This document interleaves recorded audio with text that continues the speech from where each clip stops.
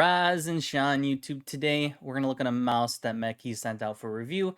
This is going to be the A5 Pro Max. Now, a lot of us have been wanting Logitech to do a G Pro Superlight Mini for the longest time. Well, I'm here to tell you that if you want a slightly smaller, slightly flatter, slightly shorter G Pro Superlight, this guy will do the job at pretty much half the price. When you talk about the G Pro clones on the market, right, a lot of them come from the MCHOSE store, but there's one aspect on the A5 Pro that I want to talk about that does it better than the other competitors that you can purchase. So strap in, rise up, and let's go. Alrighty, what you're looking at here is the A5 Pro Max that you can pick up at MCHOSE. This mouse is coming in at $56.99. It's coming in at around 59 grams, which is not heavy at all. It doesn't feel heavy. You can whip it around. It goes from there. The 4K dongle does not come with the mouse. You have to buy this separately at $12.99, but it's no big deal, right? If you do want to save money, there is another kind of style. It is called the A5 Pro, and the only difference between the A5 Pro and this is that the A5 Pro doesn't include Bluetooth. The A5 Pro Max has Bluetooth, wired, and wireless. When it comes to performance, though, I wasn't actually able to pair the 4K dongle, so I'll be talking about the 1K implementation and just, I don't know. I don't know what the driver was doing or the software was doing. It just would not pair with this dongle. It was very awkward. I don't know. So if you do have this mouse, let me know if you've got it paired and how you did it, because I need to get down and investigate it. Yeah. 1K implementation felt very snappy. It wasn't floaty. It wasn't like losing tracking on glass pads on the Shinnekai. It wasn't, the liftoff distance didn't feel wonky. It didn't feel like it was too high. It didn't feel too low. It felt pretty much spot on, right? This is rocking the 3395 sensor, and it just does it very well compared to some other options that you can pick up. This compared to the Z1 Pro, it has pretty much the same kind of performance, right? And while I was playing the finals, tracking a little bit in Overwatch, doing different games, it didn't ever kind of have mishaps, right? The shape-wise, though, shape is probably going to be the most important aspect of this mouse because, one, as you can see, it looks like a potato. Side profile, it's a potato. But I think this is a more comfortable potato than the G Pro Superlight is for smaller hands. Now, bear with me.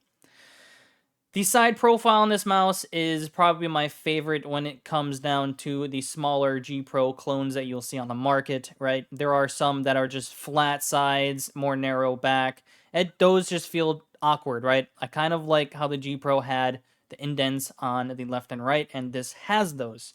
So with the side profile, I can really lock my thumb in, and I can really lock my pinky in on the right-hand side. It feels damn good, right? It's not super flat. It's not super narrow.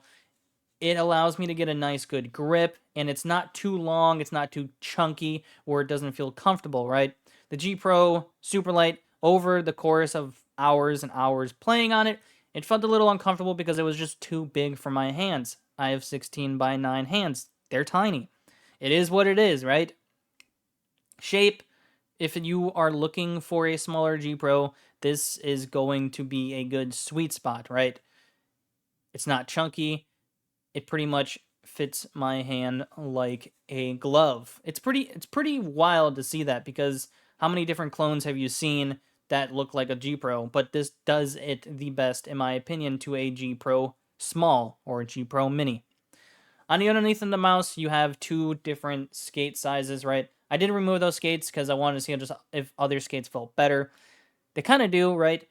They're not bad by any means, but they're not the greatest feeling. They're the same. They're not the same, but they're the black Teflon skates that you might find on the WL mouse. But they're not. I don't think they're the same exact ones at all. I did put these small WL mouse skates on it, and it felt a lot better, in my opinion. One thing I do love about this mouse is this right here. This is actually a magnet, so underneath that, you have the screws to get into the mouse. The skates go on top, and you have a holder.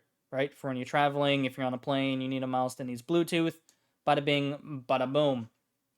Throw that right in there, and there you go. The best thing about this, though, if you want to get in there, you want to do like a weight reduction or everything like that, you want to mod it. They make it very easy for you to access the mouse without tearing up your skates, without doing all the craziness to get into the mouse. You have 3 screws here, and there you go. Like I said, you have wireless, you have wired, and then you have Bluetooth. Now, coating. A lot of people have issues with coating. This coating isn't the grippiest, but it doesn't get sticky, right? I know, as you can see here, it does kind of pick up some fingerprints here and there. You can see that, and on the side there. But where your fingers are, when it picks up the kind of like that oiliness, it doesn't feel bad, right? It doesn't feel like you're sticking to it. It just feels pretty. It feels pretty good, actually. Now, if you don't want to feel that, you have grips. I haven't put these on because I don't like using grips on my mice at all. So I just leave my stock. And this stock, I think, is better than the Maya. This is better than the Black Pulsar X2 V2. I just like it better because I don't feel like I'm sticking. I don't feel like I'm not really losing grip. It's not super slippery, right? It feels good. It feels like it's a good coating, in my opinion. When it comes down to the clicks, right? M1, M2, they're the clicks are Huana Blue transparent pink dots, right? And they're snappy. The pre-travel is very, very, very minimum, right? You don't really have that much pre-travel that you're gonna feel. Side buttons are phenomenal. They're definitely better than the G Pro side buttons. I can tell you that. They're not mushy. They're nice, clicky. They're tactile. They feel really good. One thing, the only issue, right, other than me not being able to pair the 4K dongle, is my left click.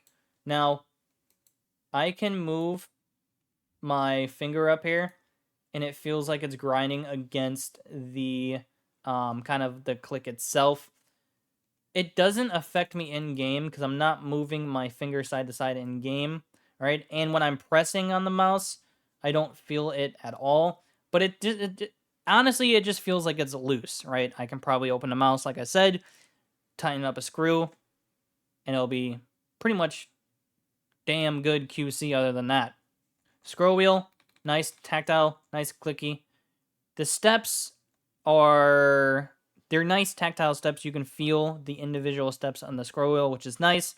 So you won't have any issues like that trying to get that nice little tap strafe or just whatever you're doing with your scroll wheel. All in all, the A5